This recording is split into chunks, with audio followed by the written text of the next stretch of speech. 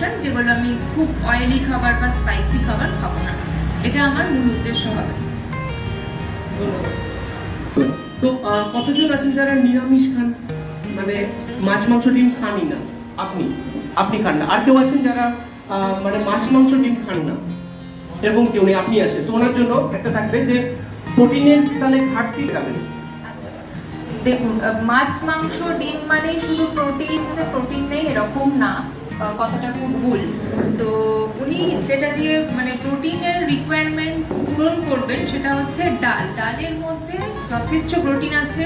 তো প্রত্যেকটা ডালের আলাদা আলাদা অ্যামিনো অ্যাসিড স্কোর আছে। তো আমি যদি দেখি যে এই ডালে একটা অ্যামিনো অ্যাসিড নেই, ওই ডালে একটা অ্যামিনো, আমি যদি প্রত্যেক কটা ডাল মিক্স করে, মানে পাঁচমিশালি ডাল যেটাকে আমরা বলি, তো পাঁচমিশালি ডাল যদি উনি খান, প্রপার প্রোটিন পাবেন।